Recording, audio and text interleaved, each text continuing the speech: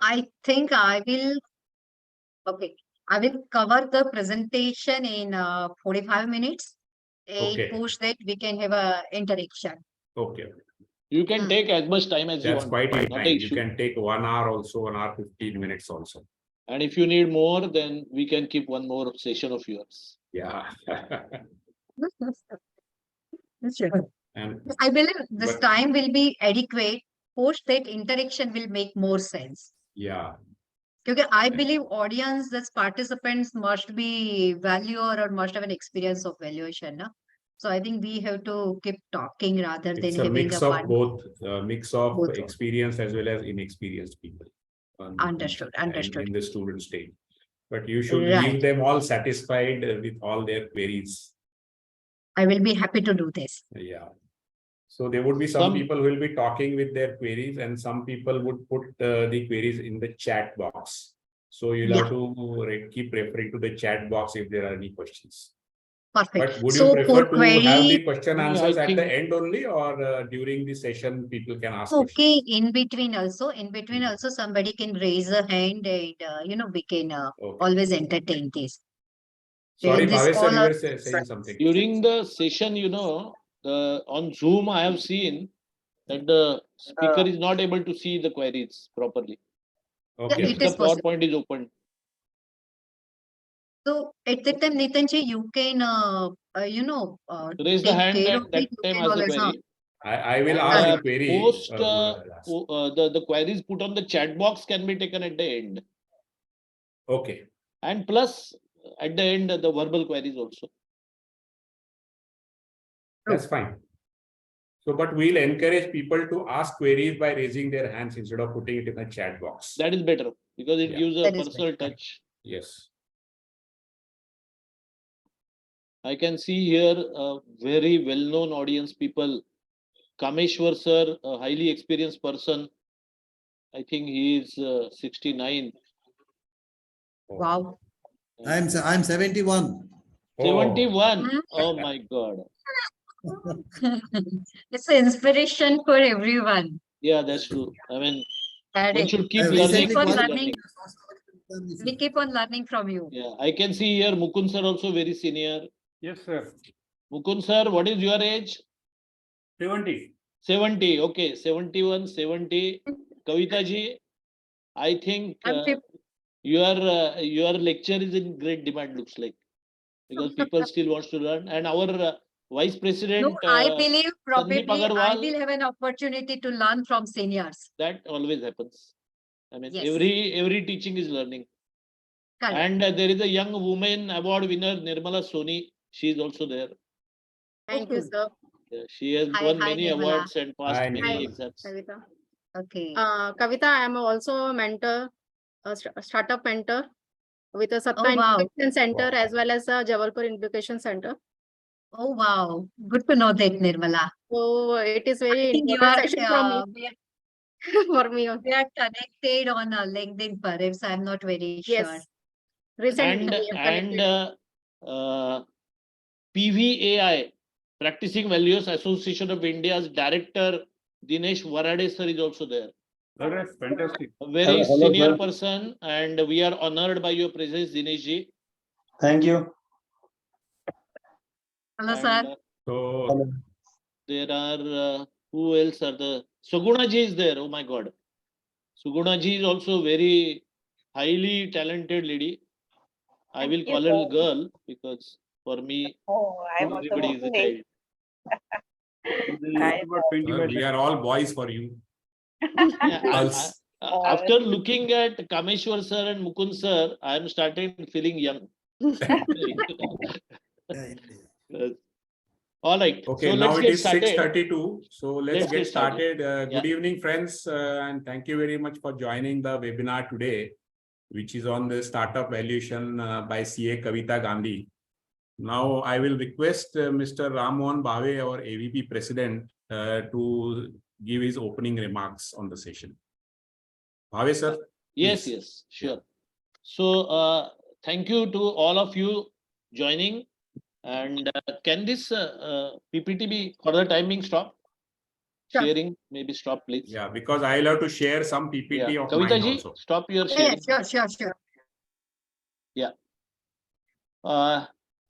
Welcome to all, and welcome to our famous personality Kavita Gandhi ji, who is a startup mentor and strategic financial consultant.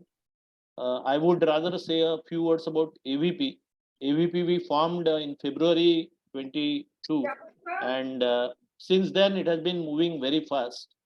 We have every Friday, almost every Friday, webinar is going on. In fact, right now also we are booked up to 15 September, every Friday. And the number of members are very, very senior people from 11 states and 3 union territories and 3 countries also. That is Australia, Europe, London, and Dubai. And rather, everybody is a very big shot. Sandeep Agrawal ji is our vice president. Nitin Brahma is also vice president. Kameshwar Rao sir takes care of Hyderabad totality, and he has big plans. And Nirmala Soni is in the pipeline to take over some positions. Apart from that, our progress had been very nice. We are, my colleague Nitin will explain it. The only appeal I will make to the 55 people who have already joined. Oh my God. I hope we are able to manage with Zoom capacity of 100, because at 6:34, 55 people joining is really a great thing. But that shows that the speaker and the topics are very strong. I would recommend and request all the 55 people here, apart from those who are already members, maybe around half of them, to become the member of AVP. The fee is only one time, lifetime 5,000. And therefore, there is no fee literally. And the form and process is very simple. It is a nationally registered society, and it is not going to be RVO, but it has newsletters every month. It has subsidized valuation softwares. It has tie-up with American valuation associations. It Appraisers has Association. SME industries tie-up, and there are few more Divya Jyoti type also we have. So with this small introduction, I welcome Kavita ji and I hand over to Thank Nitin. you. Nitin ji, Yeah. over to you. Thank you. Thank you, Bhave sir, and welcome again, Kavita ji. So now I'll give a brief about the AVP. Mr. Bhave has already given a brief, but I'll just add something to it. I'll just give an overview of what kind of programs we have planned for the future. So is it visible or no? I have to share. Sorry. Share screen.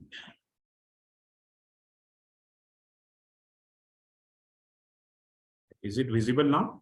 Yes, Oh, sir. Yes. Okay.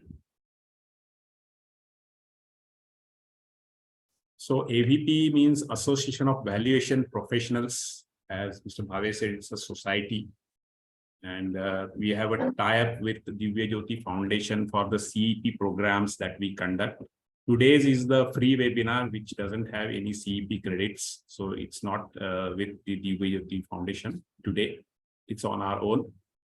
Then we have tie-ups with SME Chambers of India, American Society of Appraisers. So about the how to get into the membership of AVP is all mentioned on this slide. 5,000 is the fee, one-time fee, lifetime fee. There is no yearly fee or something. And you get the CEP credits, the advantages.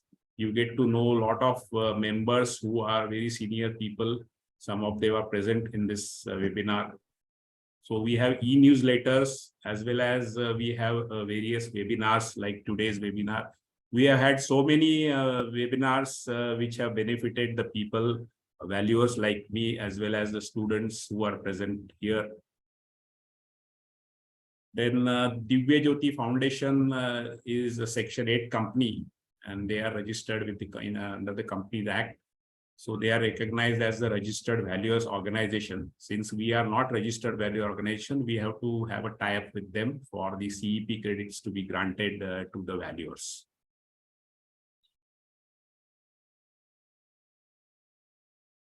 So we are working on the lot of developments in this AVP, like development for SME and providing unique support to SMEs.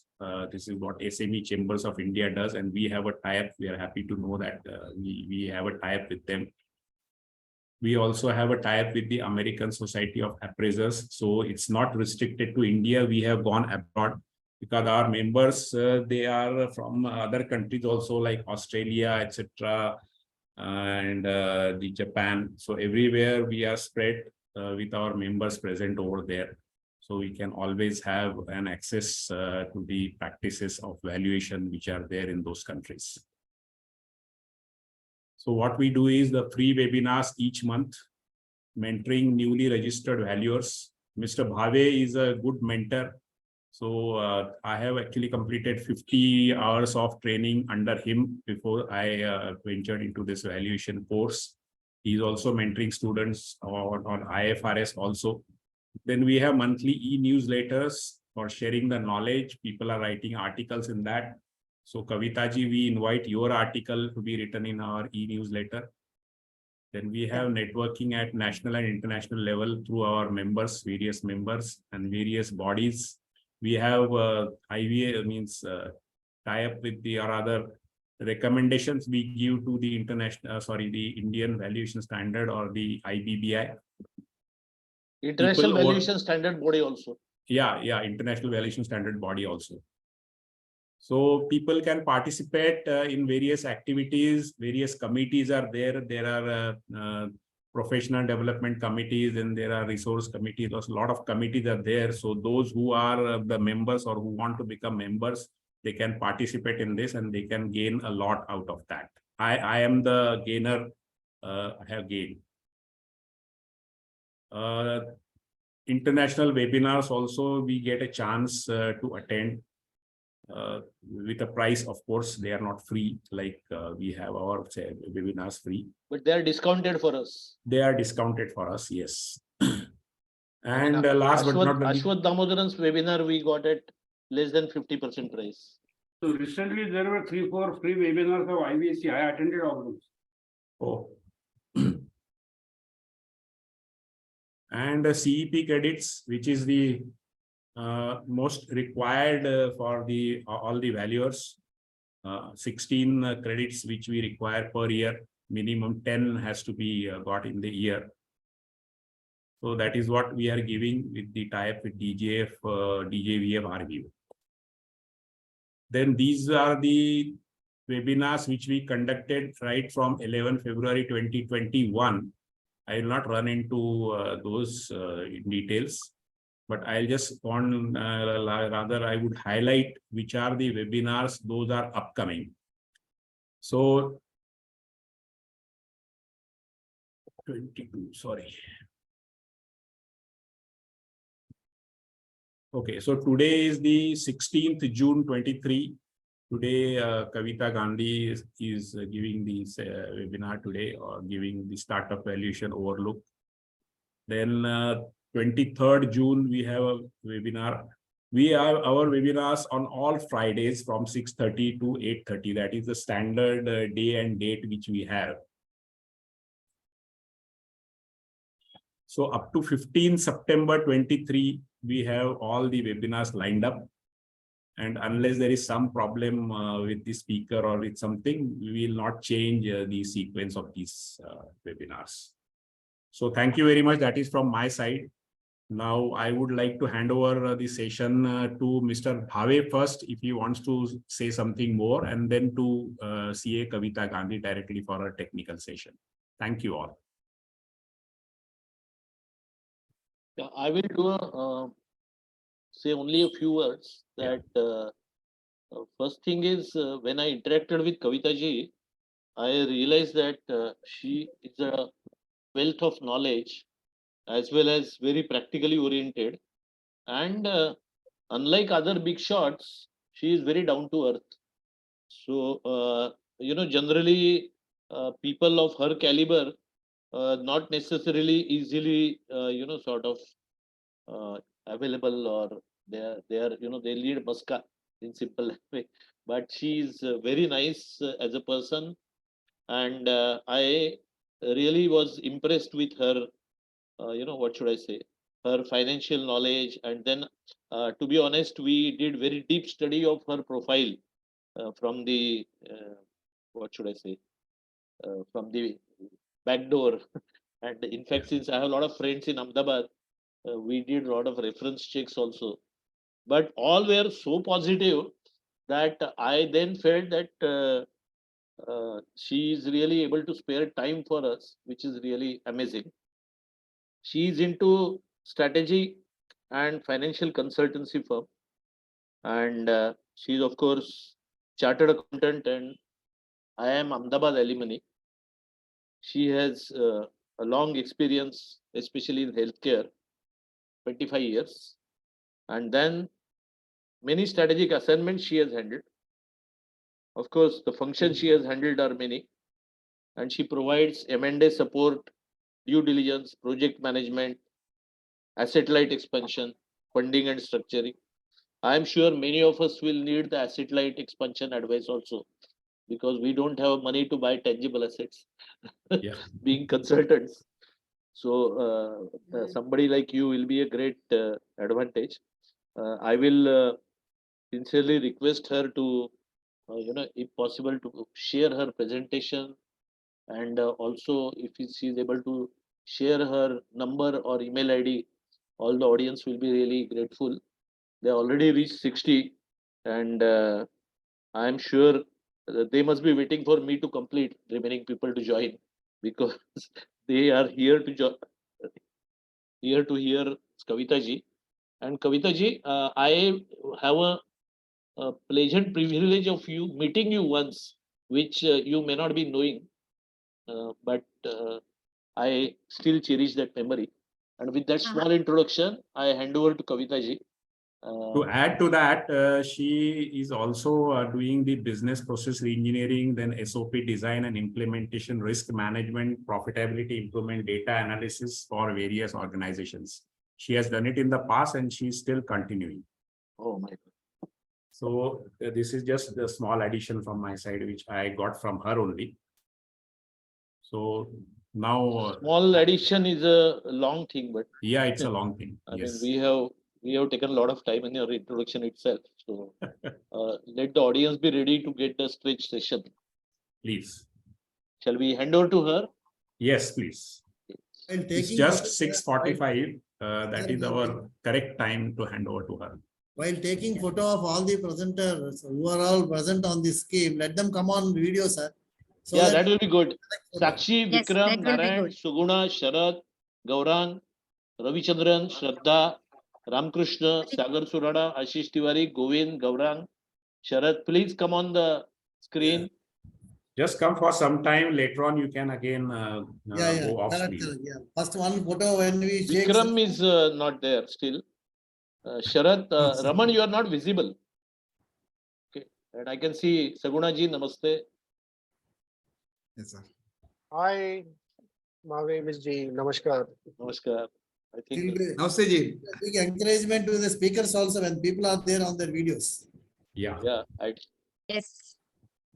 So just increase your visibility, guys. Thank you. All the Gaurang, best, Kavita Shraddha, ji. All the and best. Rohan, Raman Dhiman and Rajesh Mundra.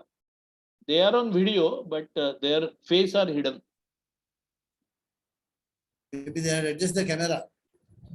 Yeah, they Face do. should be in the camera. Otherwise, Yeah, okay, we can go ahead. here is Raman. So Bhavesh Okay. sir, you are going to take the screenshot.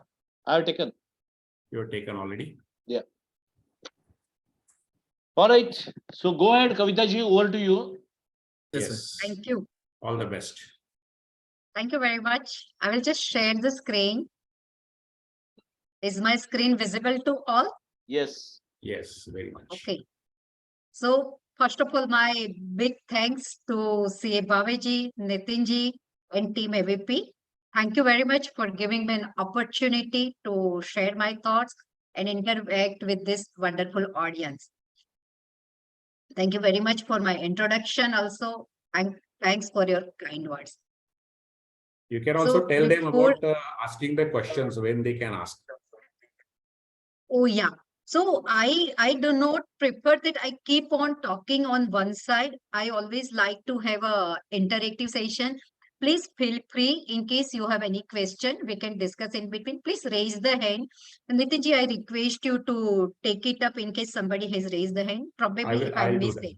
I will do that. Yeah. Yeah. Okay, okay. And again, I put one more disclaimer also. I'm not valuer, I'm not expert. Whatever I'm going to share is influenced by my reading, my experience, and my interaction with people. Startup valuation is such an area na, that there is no one way of doing the things, right? It's a complex method. It will change from valuer to valuer, maybe for investor to investor. It is always possible that you people, some of you are valuer also. You people have a different way of working than what I am seeing. I will be happy to know it from you also. This session should be literal learning.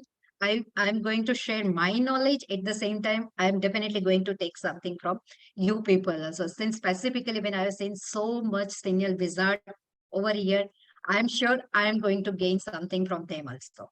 Yeah, so that is my first disclaimer before I start. Is my screen moving? Yeah. Yes, So it's that is moving. what, yeah, it's moving. So that is what I'm going to cover in the session.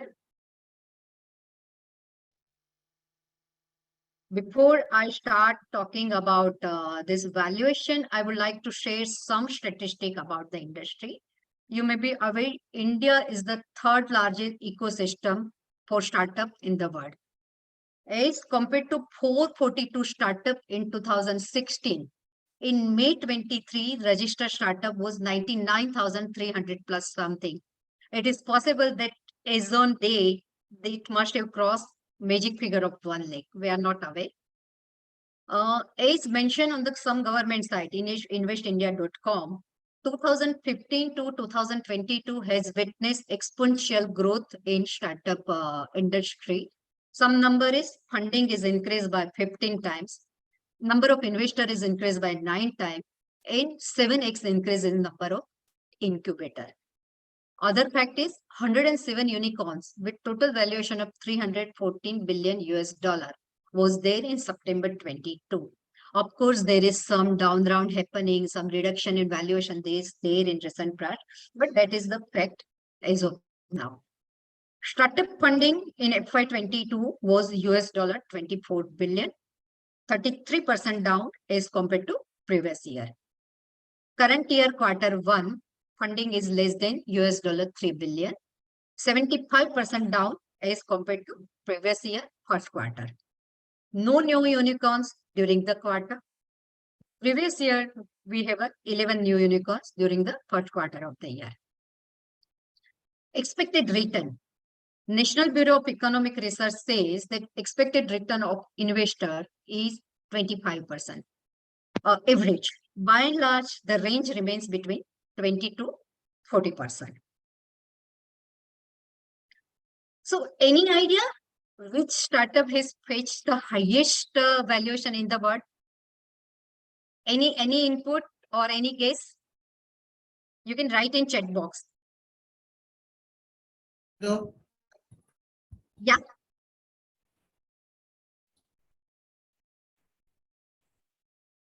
Shall I answer?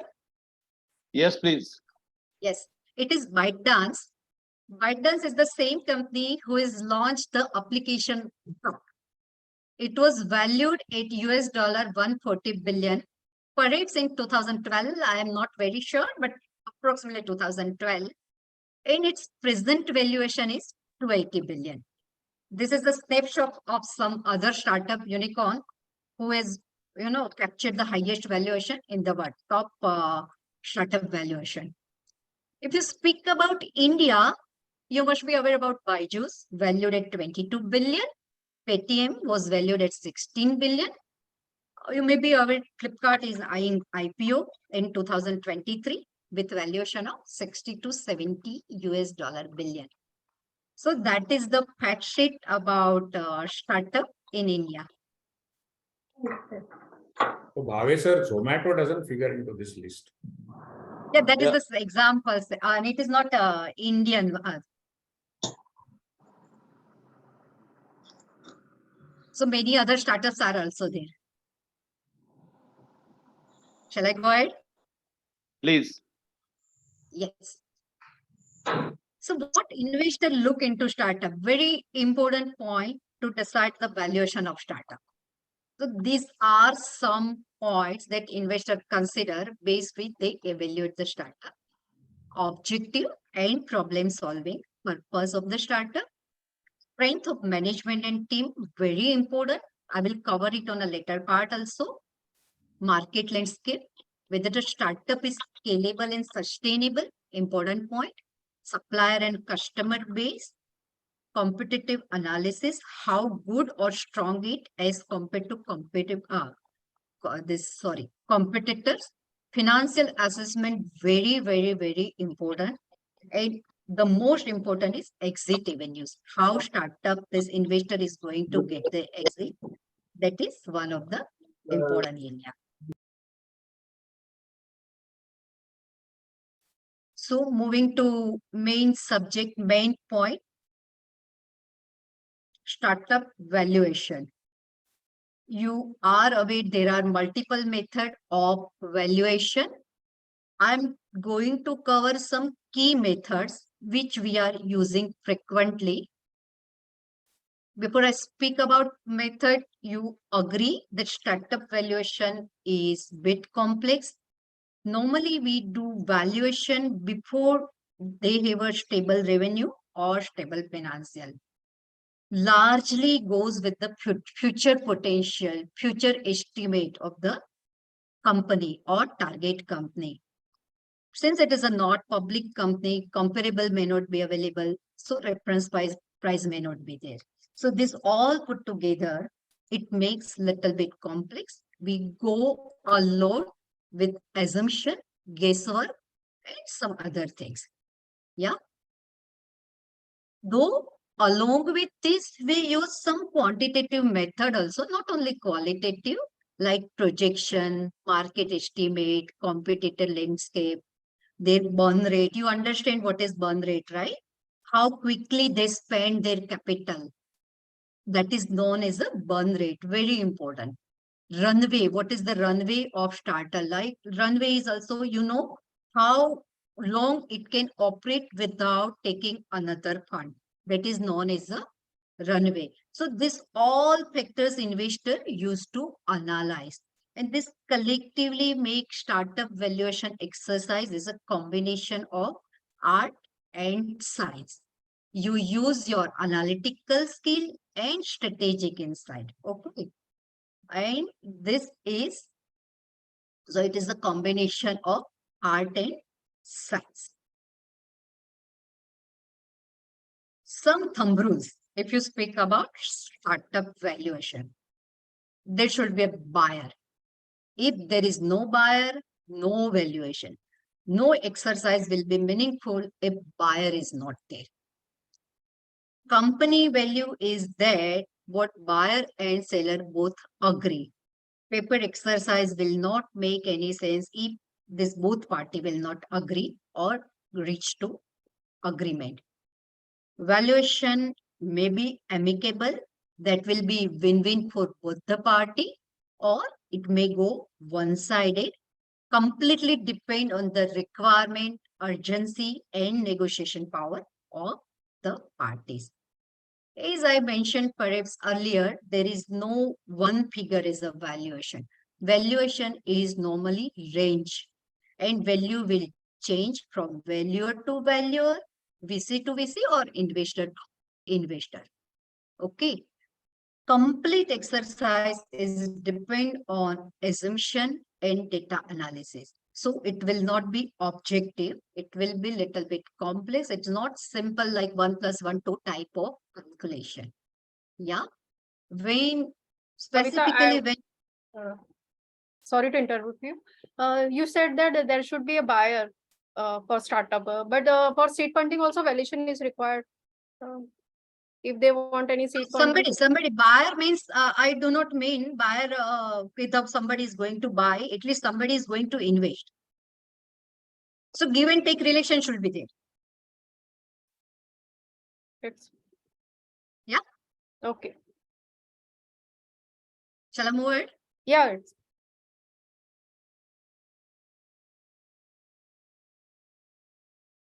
Right? Stage of startup will affect the valuation. Stage of startup, availability of information. Both the things will affect the valuation. So these are the basic thumb rules for any valuation. So far, so good. Any question? Okay, I'm moving ahead. Hello. Factors- Yeah, Hello. Good evening. good evening. Is the banker also accept this valuation? Banker or any person who is planning to give the loan? Sorry, I could not understand your question. Is the banker or any person who is planning to give as a loan that also will be included? That also will rely on this valuation, or the person who is just investing into the equity only will Loan, be? loan will completely go differently. But if somebody is going for CCPS kind of product, which is a combination of, loan kind of thing and this investment equity, then probably they will say the valuation. Otherwise, loan has a completely different criteria. Yeah. Okay. Okay. You want to answer that question? So I think the banks want the valuation for if it is going into the resolution professionals, resolution, etc. That may be underwrite. different exercise Yeah, according it's to a me. different I believe if exercise, not Hmm. startup, If- obviously. correct. And even if you are going for borrowing, then valuation will not be important. Then bank have a different way of evaluation. Even investor also give a loan, not only loan in different form, convertible debenture or some other thing.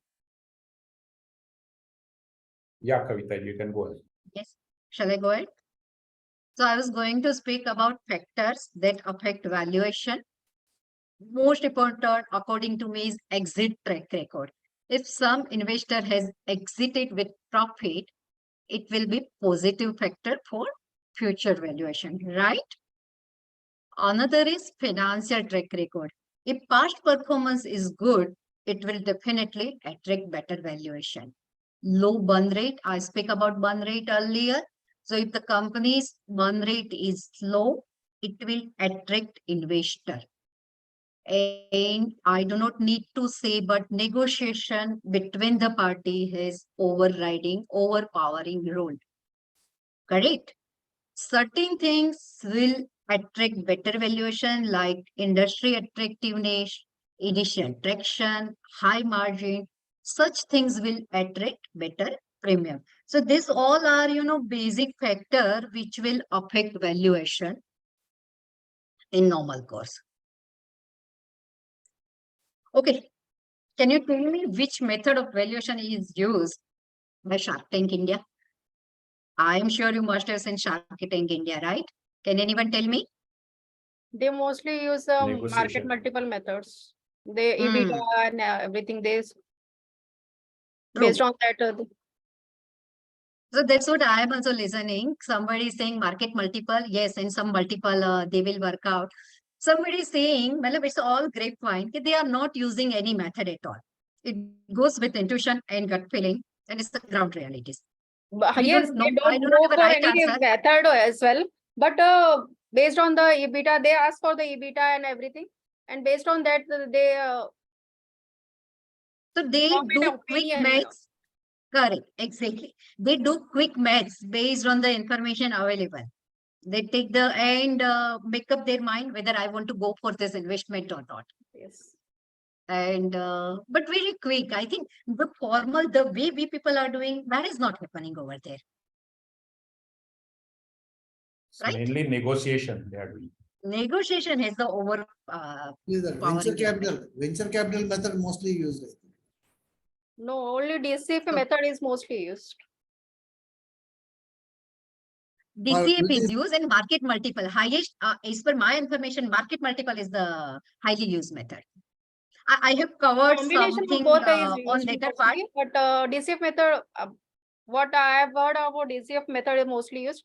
75% weightage should be given 75% to the DCF and 25 to the market multiples. I have covered something on later part of the presentation also. At that time, I would like to discuss this point. Yeah, which method is used best. So now moving to method. Some key methods I have covered. VC method, you people must have heard about it. It is the most simple method. Speaks about IRR of VC. Exit value and exit multiple is expected by VC. It will be the base.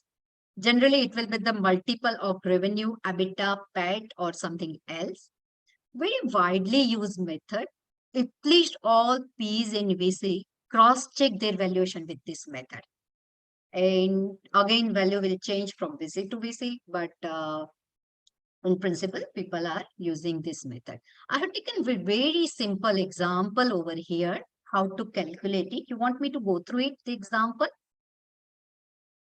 Or it is self-explanatory?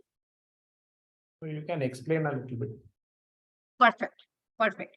So in this given case, I have assumed investment requirement of 8 million in INR. Exit base agreed between the party is PAT multiple 10x PAT of year 5. So as per the projection given below, 5th year PAT is 12 million. So valuation will be 120 million. Discount rate expected by VC is 30%. So present value post money is 32 crore. If you discount at 30%, right? And since investment required is 8 million, it is 25%. So VC will get the stake of 25% with the investment of 8 crore. So that is the VC method. So how is the exit multiple of 10 calculated? Or No, it is determined? between negotiation, both the party. Only Again, negotiation. this all the method like how much multiple, what will be the discount rate, that both party have to agree. So generally, what is the range of this practically? Practically, it's like varying it. Like I have seen 10x also, 20x also, Okay. 5x also. Depend on industry to industry. There is no standard number at any place. Okay, fine. Thank you. But projection is very important. I think if we projection is not prepared carefully, and if the real number will vary, it will create a chaos. And that we are observing in many places. The flip side of this method is it does not consider future dilution. So, but normally VC will not completely go as it is with this method. They normally discount it the expected dilution in this pre-money valuation figure, so that they will try to protect their interest in long run. Cost to duplicate method is another method. As name suggests, this method will focus on the process how it will cost if somebody wants to recreate the company at the same level. Notion behind this method is that intelligent investor will not offer more money than it would cost to duplicate this level. Normally, it becomes the third point for negotiation between both the party. So this is the type of cost which is considered normally. Moving to discounted cash flow method, my favorite method as such. This technique is used to determine present value of future cash flow. Projected cash flow is discounted a great discount rate. Again, how discount rate will come? It's open, negotiated between the party. And both the party have their own reason. So sum of all discounted cash flow of all years will become the present value of future cash flow. This method is a such quantitative method and better accurate method. But again, flip side is that it does not consider non-financial factor like strength of management, risk involved, or some other things. And for a newly formed companies, it is very difficult to project future cash flow. Lots of assumption, guesswork will be there. So that is the flip side of this method. I think any method probably we cannot use in isolation. Probably we have to take multiple method and derive the valuation. That is practically happening also. I have taken one example for this method also. What I have done, I have taken the EBIT for 5 years. Then tax has been reduced. Other non-cash expenses like depreciation and amortization had been reduced. Working capital adjustment, capex has been done, and post that free cash flow has been derived. So then initial investment in year 0 and terminal value has been decided based on the formula given for this cash flow. That will give total transactional cash flow. It is discounted at the rate of 10% and total value is 503 crore. So that is the valuation of this company. So this is the way we can work out the valuation. In case you need an Excel sheet, let me know. I will share it separately. Moving to next method. You will be sharing the Market. presentation, no? Yeah, I will share presentation. In case you are interested in Excel calculation, so that also I will share. Let me know. Okay, great. Thank you. Okay. So moving to market multiplier method. This method is normally used for mature industry where proper comparable is available. This method compares targets financial to those of similar company. Take the data from public domain. At the same time, investor use market insight, market intelligence. People used to speak with other valuer and get the information from peers. Lots of grapevine is involved in this kind of data preparation. Some standard set of multiple will be worked out, right? Revenue multiple, earning multiple, or business value multiple. One more thing is, if you are comparing data with listed company with non-listed, that is target, liquidity discount will also be applied. Yeah.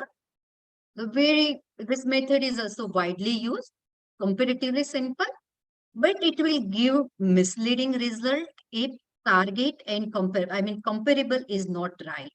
Right, to find the right comparable is real challenge in this method. I have tried to develop one sample for market multiplier method. I have taken the example of healthcare industry, hospitals only. I think 8-9 cases I have captured. And I've taken the data of FY23. All data of FY23 were not available, so somewhere were not available. I have extrapolated based on the FY22 data. And certain numbers will not readily available, so I do some simple maths. So we'll not go on nitty-gritty of numbers. I just want to share the example concept. That's why I have prepared this sheet. Yeah. So I have taken the market data of 9 hospital. That is the price their of listed secured security, their market capitalization, and their enterprise value. Post that I have taken in second table financial data based on their financial, that is sales, EBITDA, EBIT, and PAT. Okay, and based the valuation multiple has been derived, that is EV to sales, EV to EBITDA, EV to PAT, and price equity ratio. So we work out this data for a group of company. One more thing is you have to eliminate the company which is not right for your startup. For example, if you see it here, the sales is ranging between 40 crore to 6,000 crore. If your company, target company is in range of 15 crore, 1,500 crore, so you can eliminate the line item which are not really relevant so that, probably multiple will be more realistic. Once you work out various multiple for multiple company, work out average and median this value and give a valuation, agree on a valuation based the median or average value. Try to prepare this kind of sheet for your client. I'm sure it will help you a lot. It's very interesting result it will give. Shall I move ahead? Market multiplier and comparable method both are same or they're different? Comparable, मतलब cost comparable? के market comparable? Comparable method we said, no? No, I have speak about, you are referring this cost comparable? No, Cost to no. duplicate method you are saying? Yeah, not duplicate method. No. Madam. We have like, mentioned comparable method. Just we said one comparable method, which is nothing but market multiplier method. I think I will speak about some market comparable method. I spoke about cost comparable, cost to duplicate. Cost. This method I spoke. I will speak about some other thing that will remain look similar. Probably you are talking about the same. In your first slide, second slide, we have to mention various method. There you put venture capital, cost to duplicate, DCM, comparable method, Berkus method, and score to method. That will come. So that comparable method and this duplicate cost to duplicate method both are same. That will different. That will come after that. Yeah. Market multiplier is different. Berkus method. Very straightforward and simple method. Mainly it is used to value pre-revenue startup based on the risk factor. It evaluates 5 critical area for startup, indicates value on each of them. Okay. And you have to give a score between 0 to 5, 5 being the highest score, 0 being the lowest score. It evaluates idea, how overall idea is the business, what is the potential to solve the real problem. This kind of answer will be considered. Quality of management team, product and service, market, strategic relationship, and product rollout, real market available for product. Considering this all factors, value will be given to this, and the sum of total value will be startup method. This method cannot be used in isolation. It ignores financial completely, but sometimes it is used in a combination of other method. I have never seen this method practically used, but yeah, it is getting used. What is prototype? Is it the time of prototype? No, it is a product detailing criteria, product concept, product No, I detailing. know technically, but then why, what relevance this has got, prototype has got in this method? Because it speaks about, see, product is always very important. Number one, product is able to resolve your problem or not. And the concept is really marketable with the customer. Well, that's why product prototype is important. Okay? How it is really able to fetch the revenue. Have I answered your question? No, prototype, how does it fetch revenue? Because Prototype- prototype is something which is developed by the research and development or the product development department for the purpose of the manufacturing department to produce the product later on. This is only a prototype made for the customer, and customer has to approve the prototype, then only the mass manufacturing can go ahead. But any product requires prototype. Prototype is concept. Yeah, it definitely requires. Prototype is But concept. it is not a So- sellable product as such. That's what I mean to say.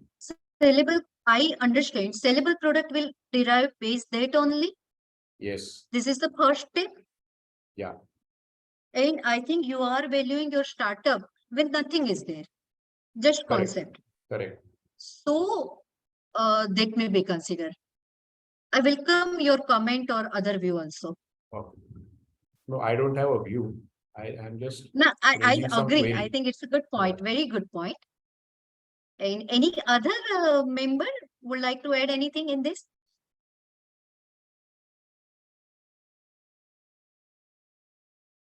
Prototype is like a basically if a new innovation is made, suppose a new refrigerator is new invention about refrigerator. A small refrigerator is made to showcase the same features, how these will work and how this happen. No, Nirmala, that is a Small, technical definition. basically made in a small type.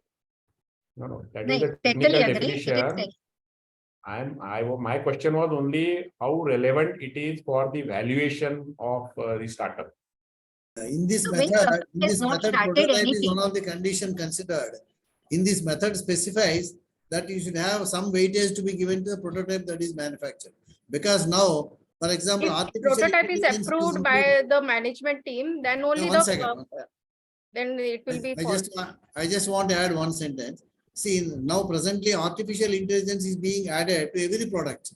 So when you make a startup to manufacture refrigerators, which are already existing, but with an artificial intelligence of intelligently operating the system, they would like to see what is the prototype, how it is working, is it working or not. To test that, one prototype is required. So you give weightage for that also in this valuation method. That's all. That is what I understand. this is the first step when company has not generated any revenue. They Very don't well have any said, sir. details. Very well said. So I also believe in the same way. Prototype being considered in this method, because we can see how the product is working in the market and how sellable is the product, and we can give weightage as per that, so it can help. Absolutely correct. You know, also be an architecture plan before constructing any colony or something like that.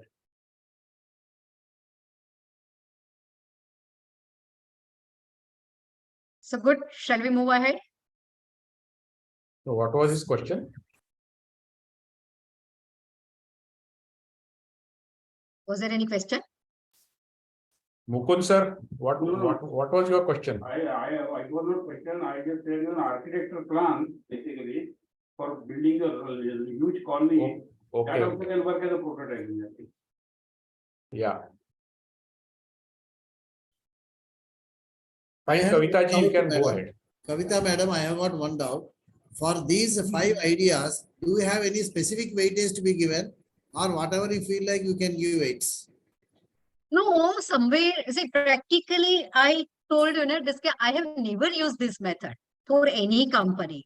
But no specific value. Normally, it is a 5 lakhs has been written somewhere. People are giving a value of 5 lakhs for maximum rating of 5.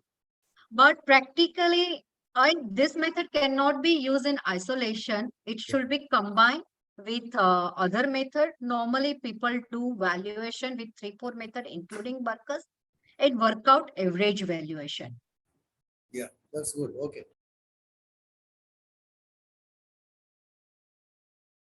This is a scorecard valuation method.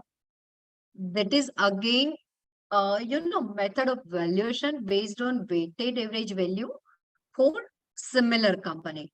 So it is mainly used for again company where revenue is not there. Speak about some qualitative number like management, market size, investor, etc.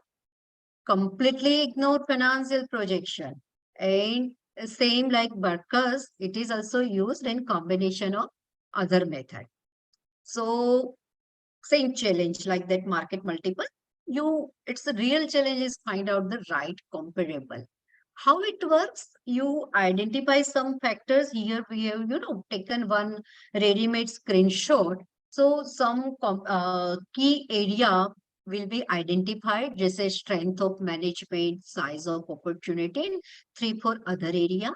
This all item will be given valuation, matlab weightage out of 100, and then with comparable target company and comparable will be compared for this area. For example, if speak about strength of management, if you feel that target company's management is better than comparable, say 25% better than comparable, you will give target for weightage of 125%. And, in this way, you will compare each criteria with target and comparable and give a value or a weightage to target company is compared to comparables criteria. And whatever is the weightage given plus target ka this weightage, you multiply both the value, put a sum, and whatever total is received, that will be the multiple of valuation or with this comparable. Comparable is the, assume recent transaction of a company of similar nature. So for example, some similar company valuation was done, say $1 lakh. So you will get the premium of here 13%. This kind of method, but again, real challenge is to get the right comparables. Right comparable normally is very difficult, same stage company, same type company. So normally this is a difficult thing, but this is the way this method is working. Risk factor summation method, I have never seen the use of this method. It is a comparing risk profile of target and comparing with the similar company in market, evaluates the risk and adjust valuation of target company. It ignores not only financial projection, but other parameters also. It speaks about only risk and risk. So probably I don't know whether it is used, even if it is used, not in isolation for sure. Okay. Some other methods are there like target market area, addressable market, market analysis, stage-based valuation. This will be used in combination of other method. So that's what I want to speak about method. I would like to take you through some recent market trend also. Key point I would like to repeat. Valuation is bit complex exercise, combination of art and science, as we discussed. No two startups are similar. Apple to apple comparison, very, very, very difficult. And mindset of investor is always try to compare with somebody, maybe competitor or maybe similar company. Financial projection plays very important role in valuation. Realistic projection is very important. And one more important point is pitch and presentation by founder is very, very important. Founder should be, a founder or his team, management team, should be able to narrate the plan, prototype, purpose properly. And that will definitely affect the valuation, right? Any other point you people want to add? Anyone else? Okay, I'm moving further. This is some recent trend you may be aware that is taken from the moneycontrol.com, and it speaks about recent reduction in valuation of some unicorn in India. I referred by Byju's earlier with $22 billion valuation, which is reduced by 68% recently. I think it is in February, not very sure. Same way, some other companies' valuation is also reduced recently, and that is the screenshot of this. It's a very recent publication on moneycontrol.com. So why it is happening? Why Byju's is startups coming valuation is going? twice. Once it is 68%, another time it is 73%. The other case is happened in November 22, where somebody has invested, but it is a small stakeholder, so it has not been considered. It happened in November 22. Okay. But the reason is like their stake is not much. I do not remember how much it was there, but it happened in November, and this BlackRock BlackRock is a huge stake. They reduced in February, most probably last February. Yeah. What reduce means what? This valuation is once again done by somebody else. They have given a difference valuation. Same company only. Either they have valued this company's valuation in their books at this value. For example, this Byju's ka process put this value in their books. They valued Byju's investment at this value. Or in other case, when the company is going for other round of funding, it happens down round. Valuation is reduced. That is what in the second round valuation it has come down. Both the things, either second round valuation come down or they have valued in their books with a lower value. So if the startup valuation has been say 5 years ago and now 5 years down the line, the real valuation is available based on DCA for something. So this must be that valuation, actual valuation after the company has run for 5 years. Am I right? So, what happened? You are absolutely correct. When earlier people were talking about growth, only growth, and now focus is on a realistic number. That is also happening. I think it was a time when startup were valuing like anything. Yeah. Mhm. So is there any example of reverse happening, that at the time of startup, the valuation was X and now it is X into 10 or X into 5, something like that? I do not know, but recently, I think yesterday only I read about Lenskart. Lenskart valuation is probably $4.6 billion, which is similar to their earlier valuation. They got, I think, $600 million recently. They closed this deal with $600 million, but they gave a lucrative exit to earlier investor also. So that is one example in my mind. Other, I do not recollect. Yeah, thanks. If anybody else has any example, I will be happy to know.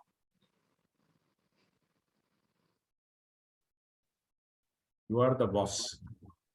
Meaning, but I tell you, like, it is a little learning.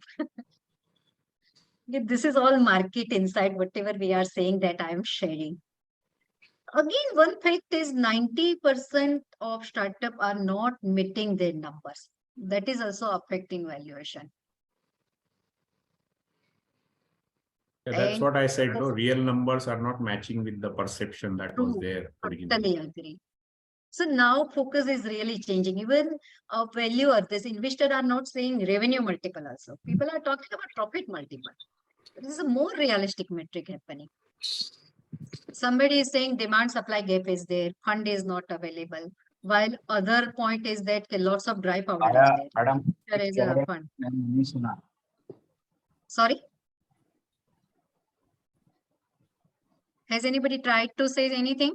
Did I miss anything? Those who want to talk, only unmute yourself. If you don't want to talk, then please don't unmute. Just keep muted. Yeah, go ahead, Kavita ji. Thanks. Yeah, one thought is lots of fund is available with VC. They have a dry powder, fund is available, ready, but they feel that startups fundamentals are not very strong. Startup is not what to invest in.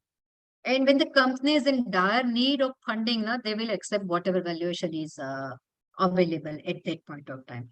So that may be the reason of reduction of valuation in this figure, recent past. But this quarter or probably year is going in this line only. Okay, I'm sharing some insight I from. just want to say something.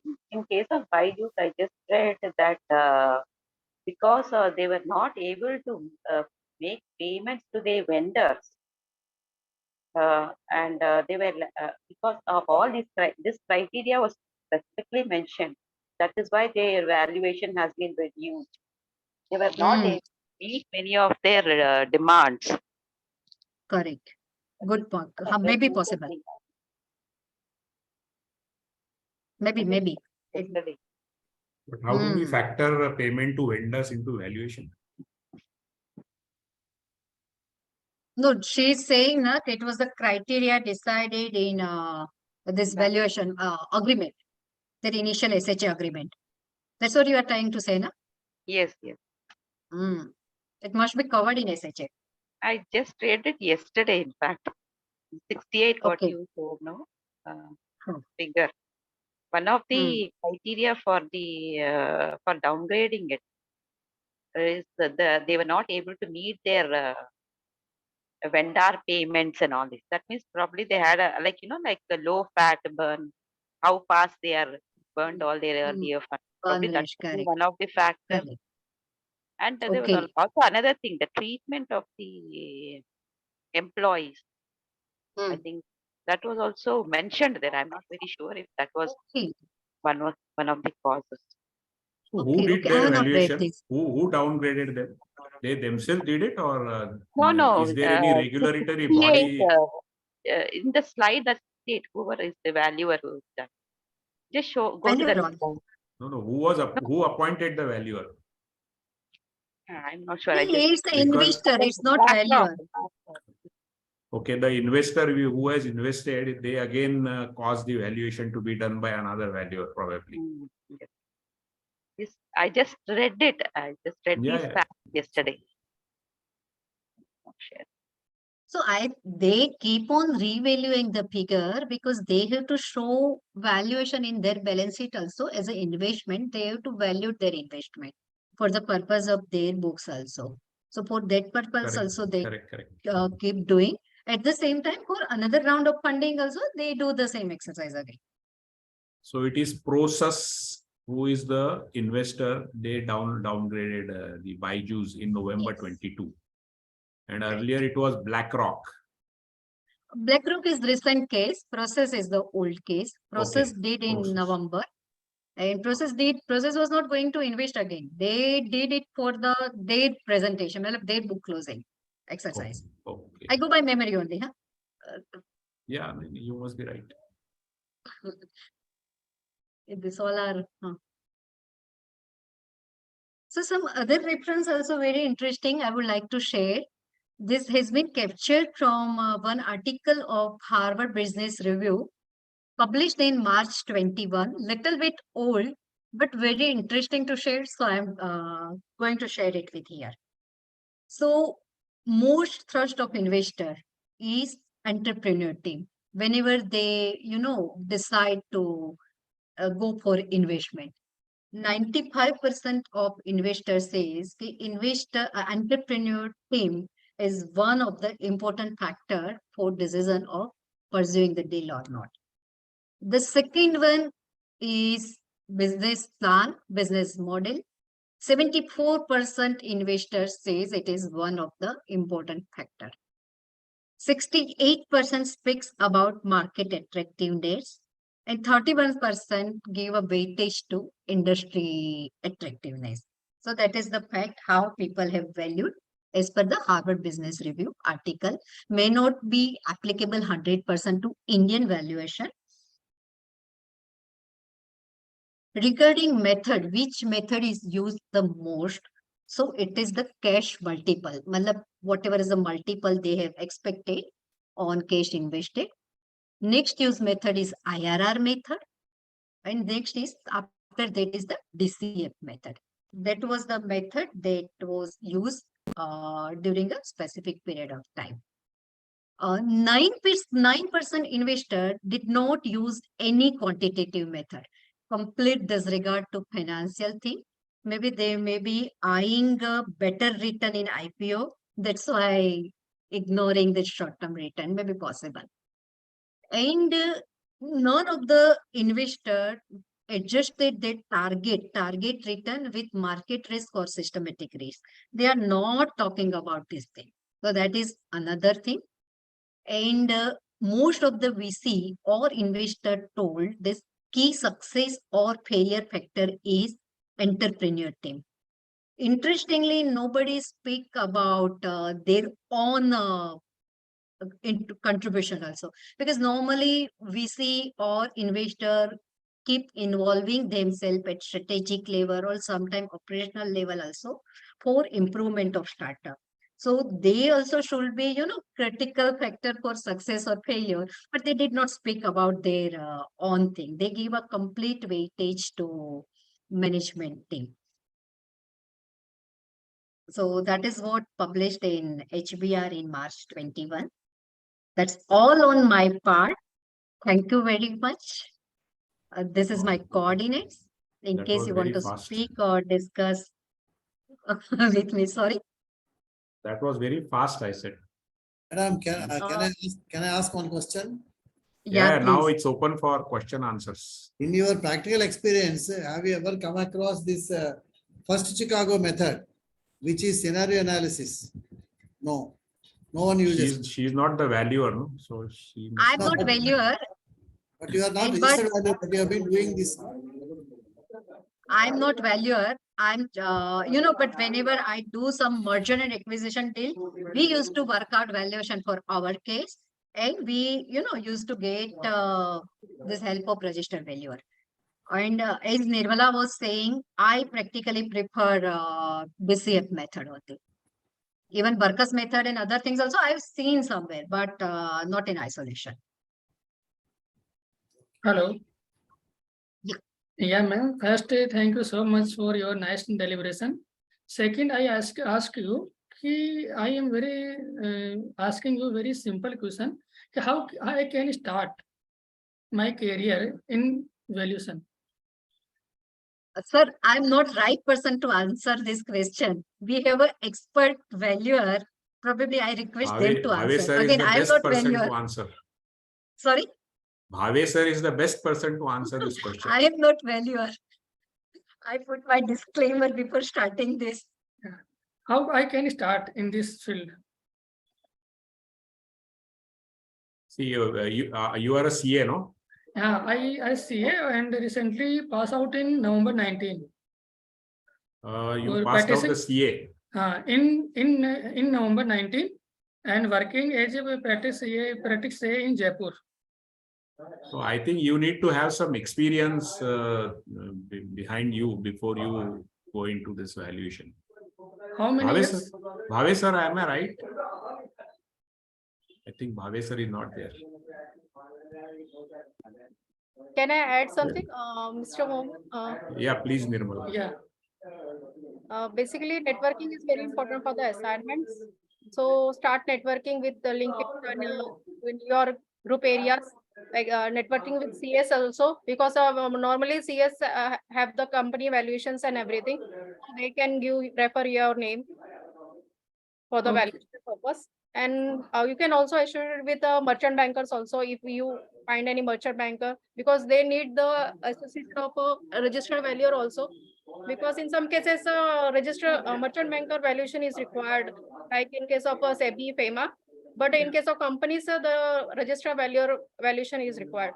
So interchangeably, you can benefit from that association. Thank you. There is a recent development, Nirmala. Now, even registered valuers valuation is also valid for income tax purpose. Earlier, they insist for merchant banker. Now it is not there. Well, it is a proposal level, but it is a recent development. In this month only, One more thing, you something can is there. join one innovation center in Jaipur. And Of course. many other members are also there in Jaipur. Harsha Ramnani is also. Yeah, Harsha Ramnani and Vinay. Sumit Pamari Dadda, also. many famous CAs and valuers are there of AVP. So you can be in touch with them and they will guide you. Okay, okay. Sumit Hadda, I know him. So I Sumit contact. Dadda and Harsha Ramnani is also her partner. Harsha Ramnani. She is So also, as she said, you get connected with venture capital funds, investment bankers, merchant bankers, startup funds, credit rating agencies, arbitration matters, law firms, actuaries, foreign valuers, valuers in other cities, then get empaneled on NCLT, NBFC, banks, techno-economic viability consultants, IPs. So there was Also, one you can webinar which was join not application conducted centers by also. AVP, but it was conducted by somebody else. Actually, Mohanlal, this is the offline topic. We are digressing from the main issue. Okay. We can help you if you connect with us offline. Okay, okay, sir. So last my question, this recording is available on YouTube. Which reporting? This recording, this section recording. No, This will be available by Mr. Bhave on request. Okay. recording is not sure, but PPT will be there. Recording Yeah. cannot say. Yeah. So recording PPT I will be will there. share The with link you, might be Nitinji. shared. Yeah, the link might be shared. And Kavita ji, you can share your presentation with me. Sure, I will do that. Yeah. Just share your email ID maybe on my WhatsApp. I will share a presentation with you, and then Okay, accordingly you can share with Tim. I'll. No problem. No problem. So any more questions? The right opportunity for you to ask questions, because the startup valuation is very complex subject. Anyone is doing startup valuation practically? Madam, can I ask one question? Please. Sorry, actually, I joined a little late, so I don't know whether you have covered it or no. How is the startup valuation being looked by venture capitalists? I mean, they are using that venture capitalist method, or is there something else which has now grown up post-COVID? Combination of multiple methods. Depend on the stage of startup, availability of information, market insights. But do they use that VC method, hurdle rate, and going the reverse VC calculation? method, no, not necessary. They cross-check with VC method, but VC method is not the only thing. They do it. Like recently, I was reviewing one startup. They use 4 methods. I do not recollect which all 4 methods were there. Burkers was there, IRR method, DCF was there, IRR tha, and 4th method. And they do average valuation based on the this all 4 methods. So no method can be used in isolation, even not VC method also. This is the named as a VC method, doesn't mean that VCs are using this method.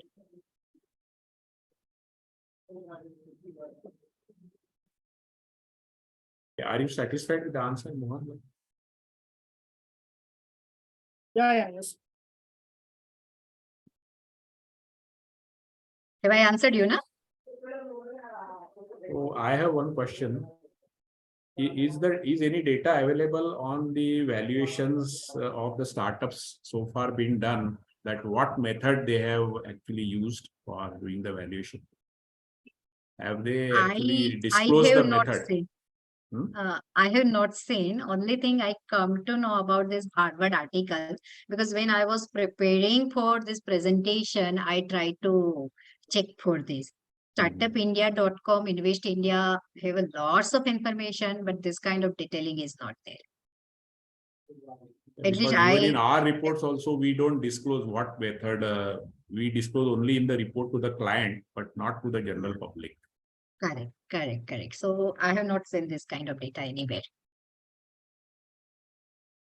And you are absolutely correct. Whenever I have taken my report from Valuer, I think method was written in a report. No calculation, nothing else, unless we have provided it separately. But people will not disclose. Generally, you mention what are the kind of clause in the IVS, etc. you have used IVS or instead of chartered accountants valuation standards. So that we need to mention in our valuation report compulsory. Correct. But not the valuation method. In report, valuation method is there normally. Am I correct? Not to the public. In report, it is Not there to to the the client, correct. only to the client. Correct. Because the client may get the valuation report verified by some other valuer. To corroborate whether we have given the right report or not. Correct. Earlier, income tax was approving only 2 methods. One is the DCF and some probably other one is book value or present value. I forgot other method. So at that time, probably for income tax purpose also, you have to do valuation. I'm sure people must be doing it, right? No, if it is under DCF, then the Income Tax Act says it is the merchant banker only who has to do the valuation. But is that act now changed? I am not aware. It is in a proposal. Yeah, it is in proposal. Recent development is there. Basically, they announced in budget that they will do some changes, and in reference to that, some changes has been proposed. So I think some time was given. By that time, if no feedback or it was open for a comment. If nothing has come, it will come in form of notification. Or maybe we'll have to wait till the next February. No. It will come recently. It may be out by now. I will just check and share with you. Madam, I have one doubt. When we are doing the DCF method for a startup, what would be the appropriate growth rate? Because how do you anticipate the growth rate? See, first year, second year, 10%, 20% based on your previous experience. Ma'am, I cannot hear you clearly. How do you see when you're doing the DCF method for a startup? what would be an appropriate growth rate? I have seen in some cases it is 45%, 50%. Can they take so much? Can it happen like that? So that is the point where track record is not there, and if you work out the projection, it is really challenge. How you will substantiate your 45%? That is the thing that investor ask and founder has to present. Okay, naturally you will like in initial year for any company 50% growth is possible, provided you have a right market, right product, the way of distributing it, and everything is there, then initially at 50% growth is possible. But that's what founder has to convince. And without track record, it always story. How strongly you are presenting your, well, for investor, it will be story. How strongly you are going to show it, that is happening.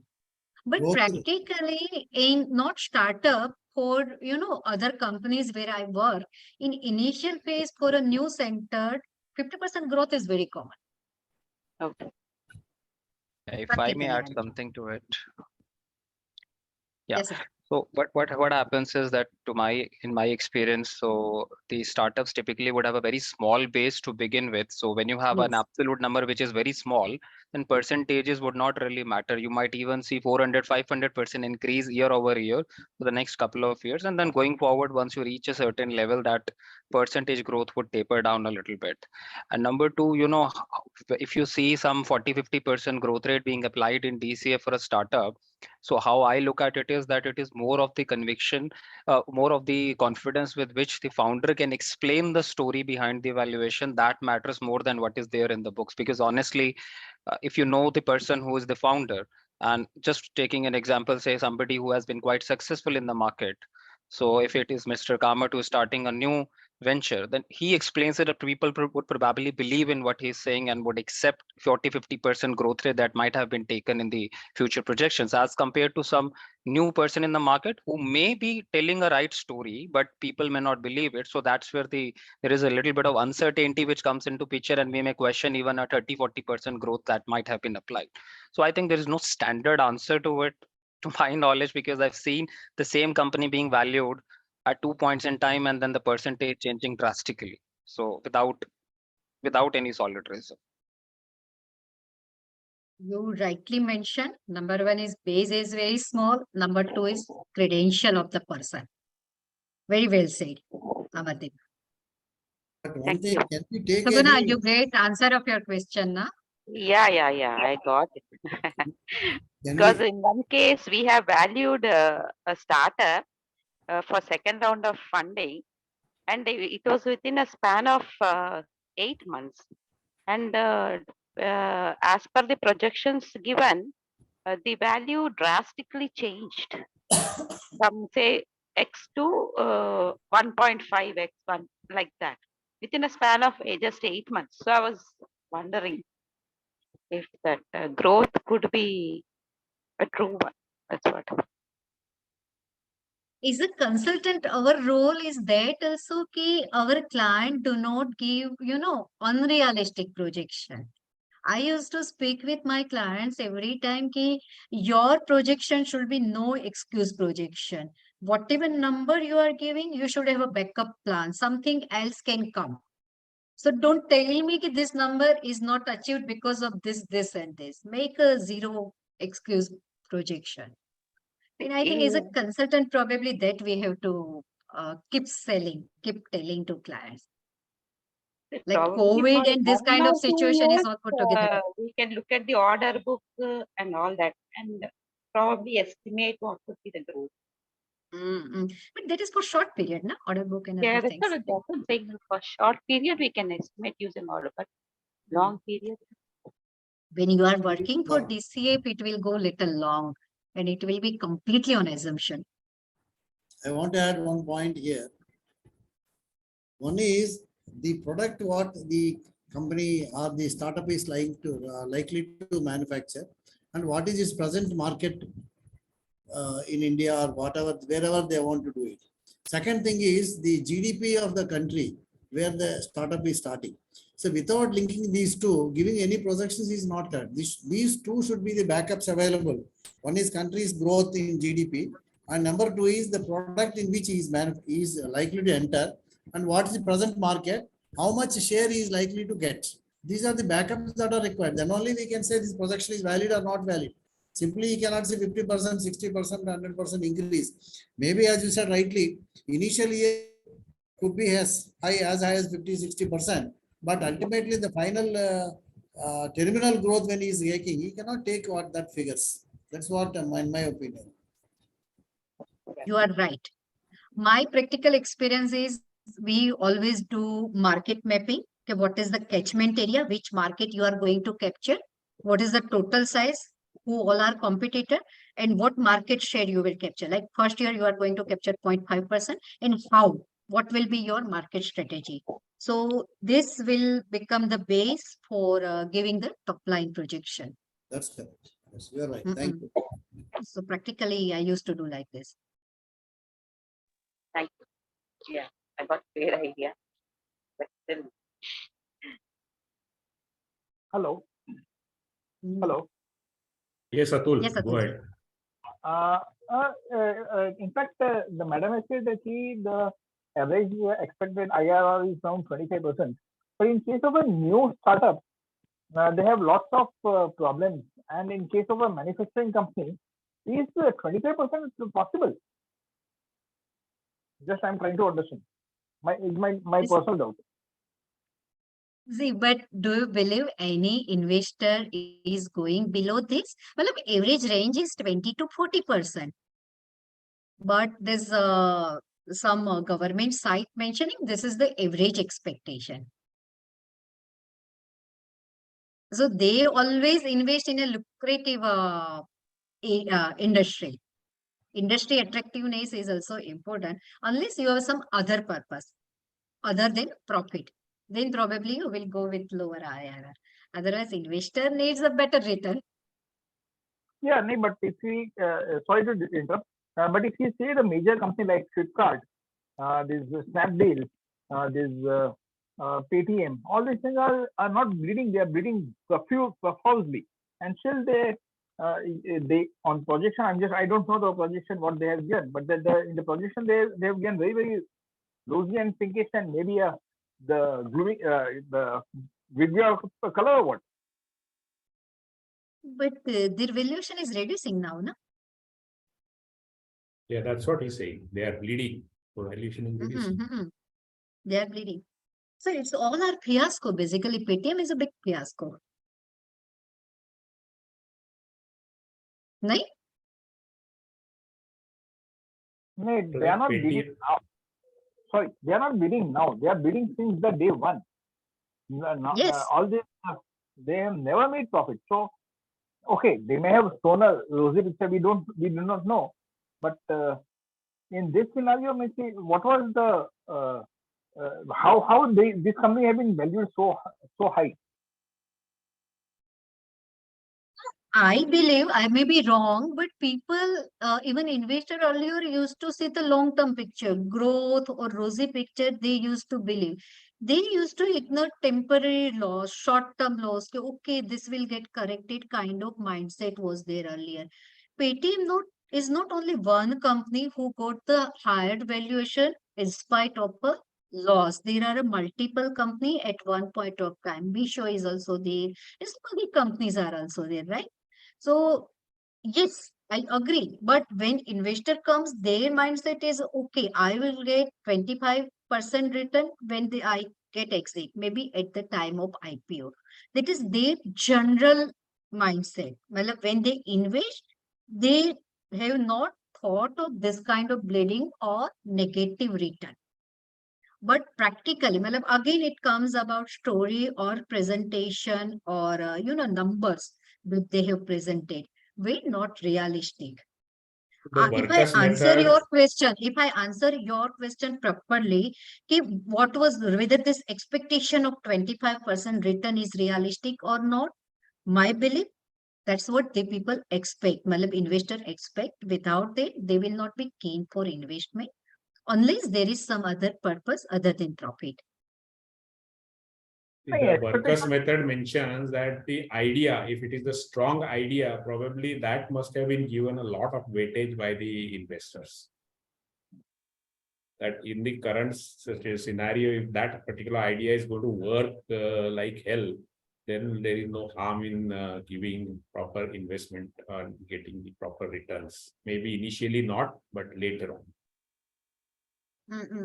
But I think again, it Amardeep cannot has go. some question, no? No, I just wanted to add on a point to it. So if I may.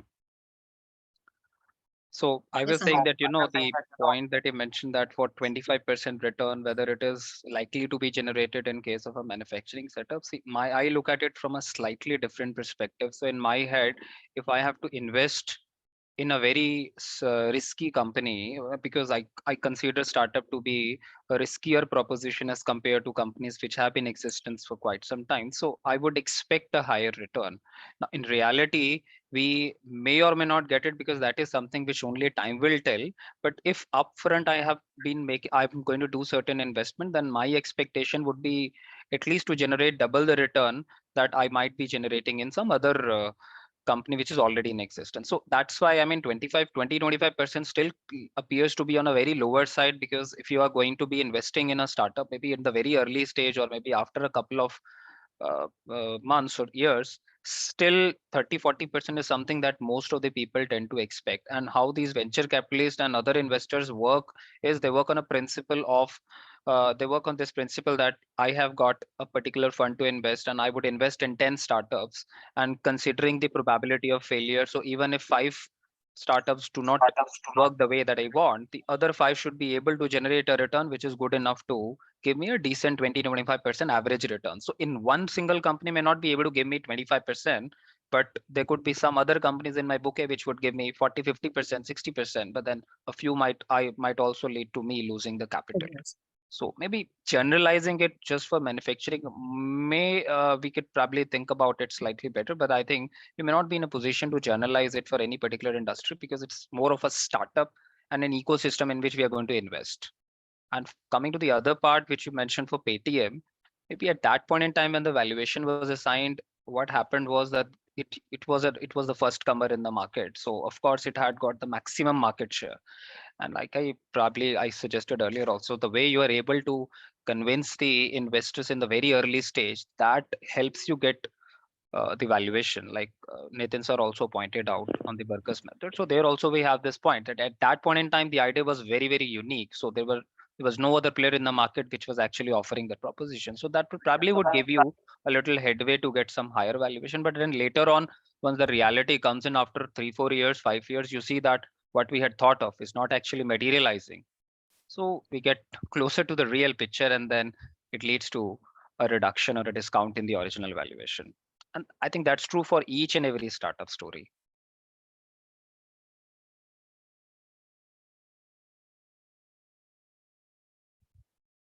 No, but most of the startup companies are bidding. This Flipkart and this Paytm, they got the second tranche, third tranche, fourth tranche financing. That also at a very, very highly priced. That price is beyond understanding. I mean, I can't really say anything about it because, like I already mentioned, we don't know when that bleeding is going to end. But one thing is for sure that practically no company shall be bleeding forever. And if that's the case, then we're not really talking about valuation. The company should not be there in the business.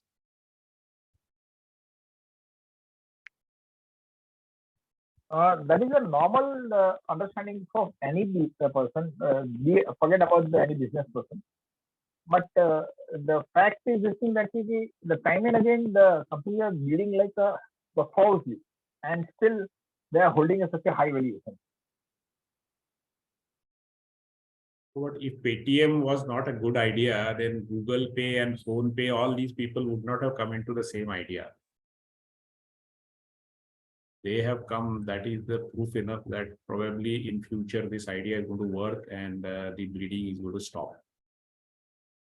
Am I right? That the market size is too large. Point number one. Point number two, the people take time to actually change the way of they are doing the business. So at the time of when these big companies would have got the IPOs and they got the funding, they would have sold the idea. They would have said that the total population of the country is 140 crores, and this percentage people will move to this. That is fine. But the problem about this thing is actually there is no inward control, right? So anybody and everybody can join the party, isn't it? It's not that only the first comer and the newcomer can join. It is not capital intensive, nah? So anybody can join, and then the competition will, once anybody sees the margin, the competition will increase.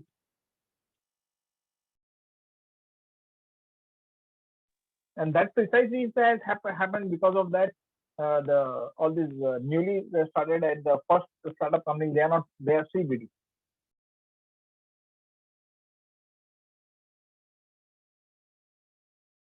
Anybody's guess, isn't it, Kavita ji? See, this is a real ground reality. I do not have to comment. It is really happening.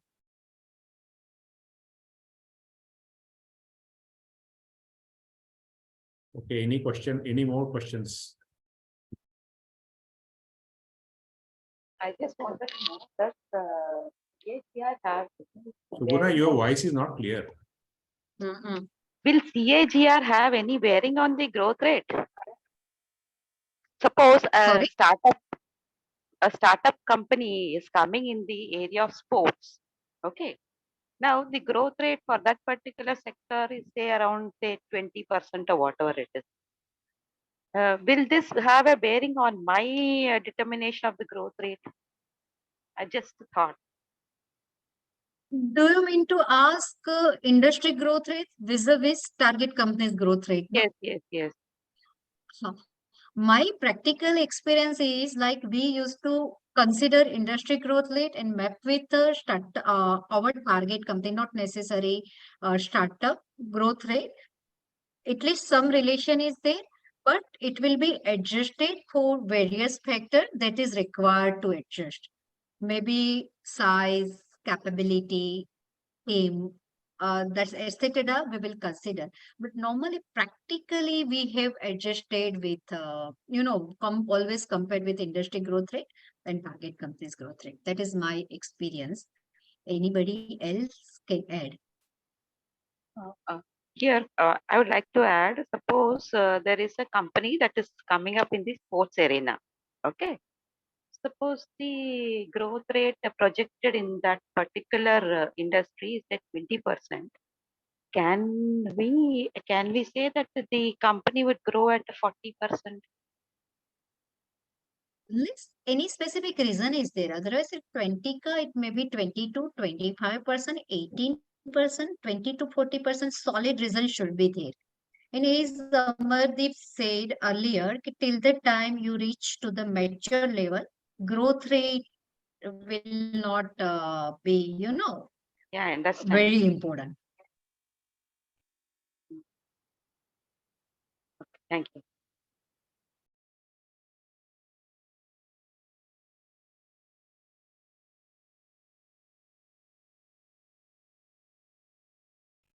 Okay, so if there are no more questions, can we now move towards the closure of the session by giving vote of thanks? I have one small question. Yeah, please. Nowadays, there are a lot of restrictions on valuer for doing valuations, and many times the valuers are being dragged in the court cases for doing wrong valuation. Now, startup valuation itself is a very risky valuation. When nothing is known and you are doing valuation, so how risky to do the startup valuation? Again, Nitinji, I request you to answer. See, any valuation is for that matter risky because it is said that it is not objective and it's not a science. Valuation is an art. So if the valuer is able to properly explain his stand that why, what kind of valuation methods and how he has used, what assumptions he has done, then he can get or he can escape the court case because it's nothing wrong. The valuation cannot be wrong or right. because it's an art. It's not a valuation. It's not a science. So, if it is proved that the valuer has been under some influence of the client of whom the valuation is being done, then probably if that is proved, then the valuation can be in trouble. But otherwise, if he can explain his stance properly, then I don't think the valuer will be in trouble. What others have to say? 'Cause I Normally, have very- assumption is given by clients only, na? Clients No, only will give no. assumption. No. The valuer has done the valuation based on the client's assumption. The client has given the projections and all those. So he has, in the management representation letter, the valuer has got all the information from the client. So the valuer is safe from that point of view. But the kind of valuation he has done based on certain assumptions, that what kind of growth rate, what kind of discount factor, if it is under DCF, and which particular comparable company he has used. If that he can prove, and the source he can identify from where he has taken the data, and that source is correct. So it's crystal clear, it's very transparent. The valuer is very transparent. No, but if the client gives over exaggerated value, and if you do valuation based on that. No, value of what? The projections. Projections, So, no, as Kavita rightly said earlier, that we have to ask our client to give the correct, or what word you used? No excuse. Assumption. Assumption. No excuse. Correct. No excuse projections. Okay. That you cannot give the wrong projection, or you cannot say, I will grow 500% in the second year of my operation, and you use that valuation and give the valuation to the client. That's not right. Then you are at fault. Then definitely you will be dragged into the court and you may lose the court case. Okay. But Nitinji, at that level, valuer cannot influence the client. It is the consultant. As a consultant, I can tell my client, okay, your projection should be no excuse projection. Valuer probably cannot influence to that level. Because their role will get over once valuation exercise will be done. Oh, that's right. But then valuer can act as a consultant, not officially, but unofficially he can always act as a consultant. No? Makes sense. Makes sense. He can decline the valuation in that case. Suppose he finds something abnormal. Exactly.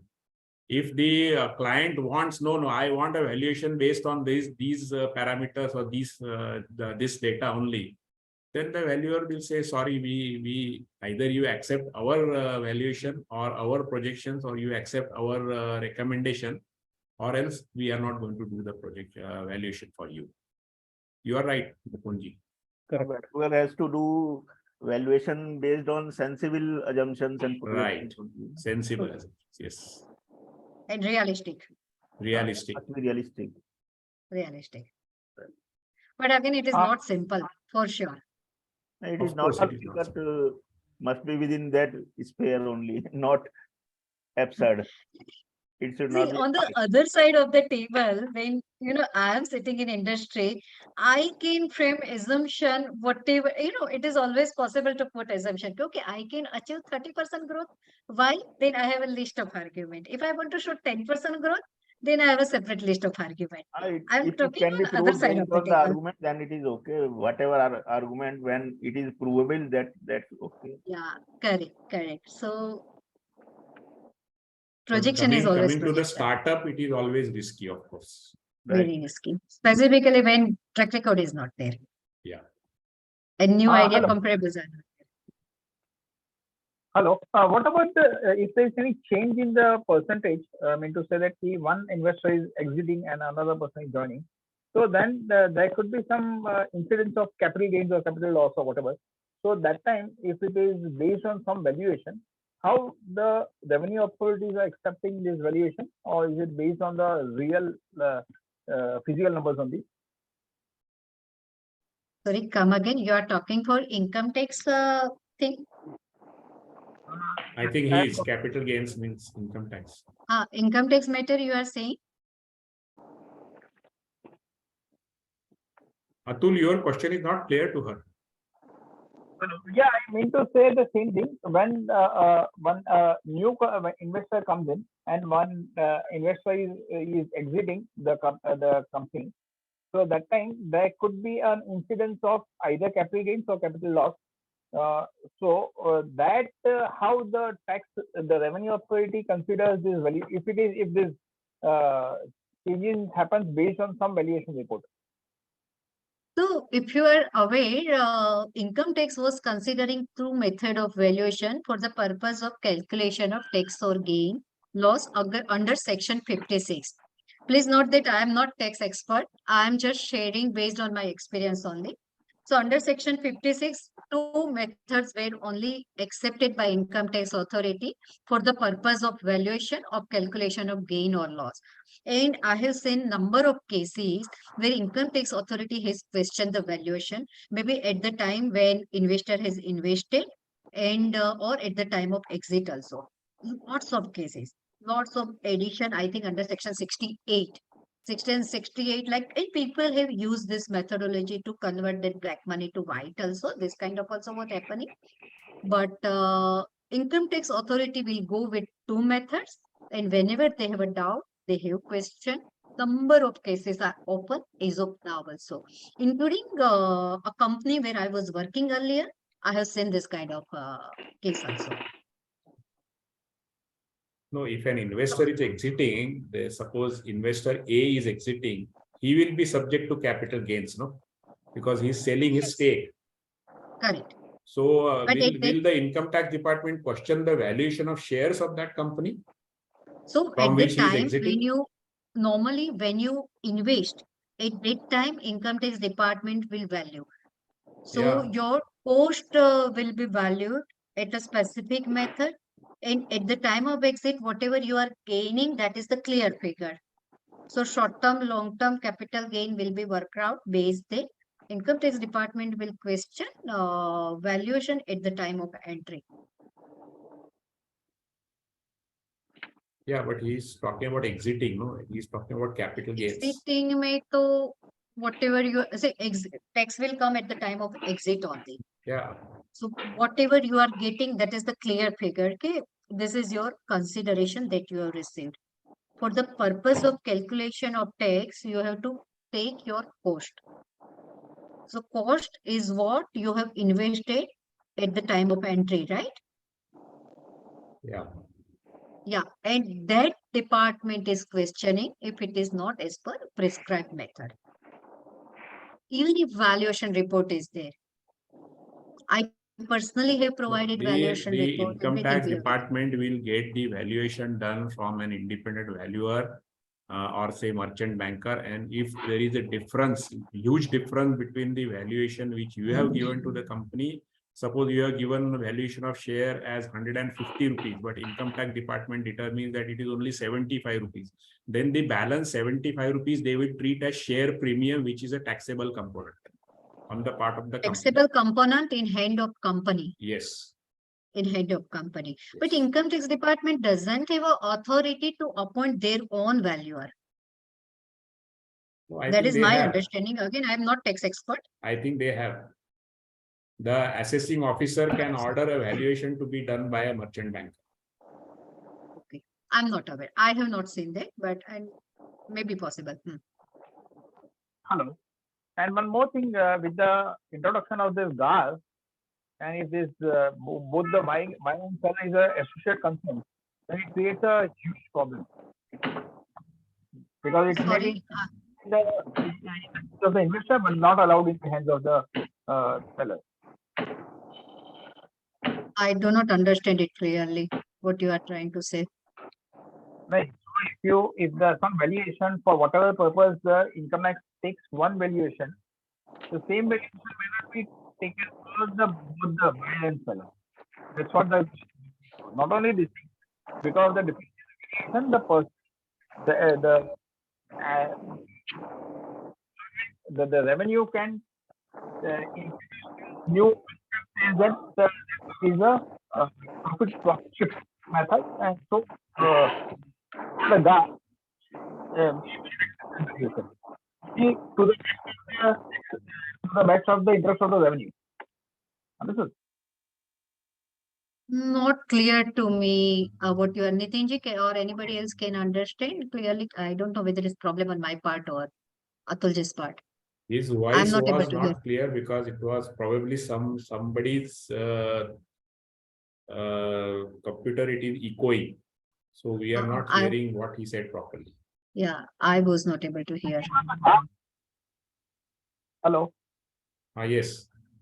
Yeah, under the GAR, the government, the revenue can, they may not accept the valuation which will benefit the revenue and not which will benefit the SSC.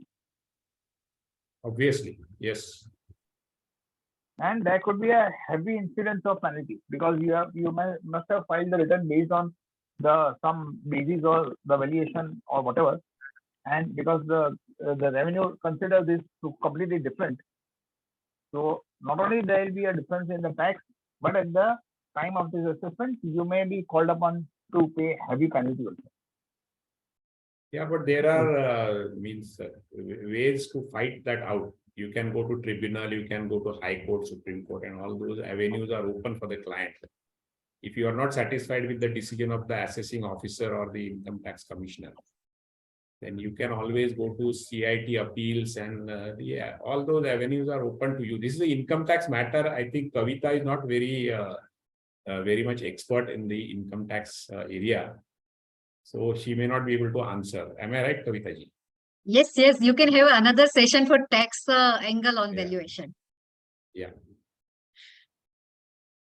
So well, I think, sorry?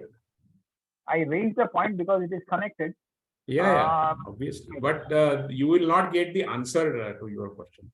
Yeah, I may not have a right answer. Probably somebody else can have a answer if somebody else is expert.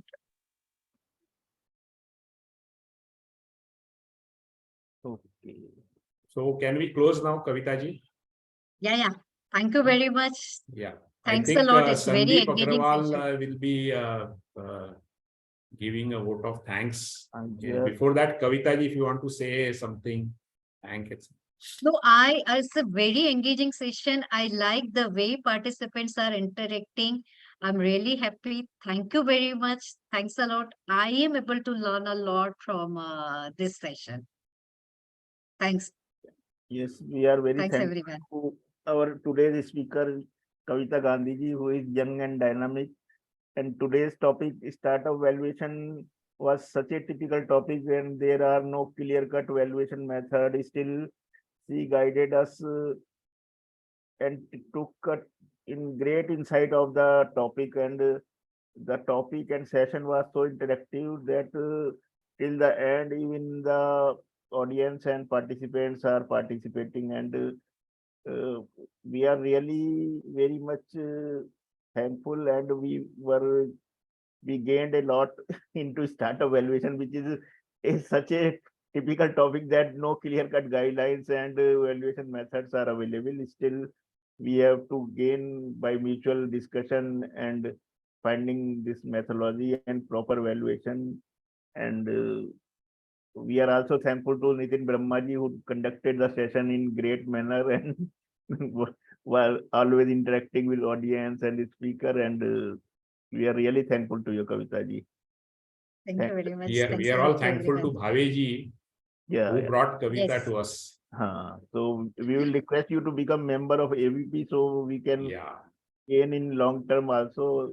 We have many speakers amongst us, and day by day new members like Nirmala Soni ji are coming up as a speaker and they are gaining. So you are already is player in the field. So our members will also gain a lot from your company. Thank you very much. Happy to do it. So when do I get those 5,000 from you, Kavita? You just send the Let us speak. See, basically, I'm not valuer for sure, but I can Doesn't definitely. matter. We don't need valuers. Definitely correct. Our members are not valuers. All of them are not valuers. Correct. People who have insight into valuation and have inclination towards valuation, they are most of the members. क्योंकि not only startup, whenever, because I work for merger and acquisition things, so we used to value for our company, you know, before we share with value or other things. So that's why I touch upon valuation. But is happy to associate with you people, Nitinji. I will definitely discuss with you offline Please, yeah, about the same, and we'll take a call. Yeah. sure, sure.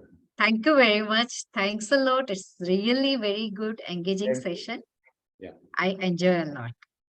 Thank you for the Thanks. session. Thank you very much. It was very good session. Right. Sandeep ji, इसकी recording चाहिए थी इन्हें, कविता जी को। हाँ, वो आप भावे जी को देना, तो वो आई थिंक ईज ऑफिस भी अरेंज। ठीक है। आप मीन share पहले कर आप देना। पीपीटी वगैरह ले लो कविता जी से, देन वी विल शेयर। या Sure. Okay, thank you very much. Okay, thank you. Bye bye. Bye जय everyone. हिंद, जय हिंद एंड जय Jai AVP, Hind. I would say. Oh yeah, Jai Hind. Okay, bye bye. Bye. Ahmedabad is okay for purpose of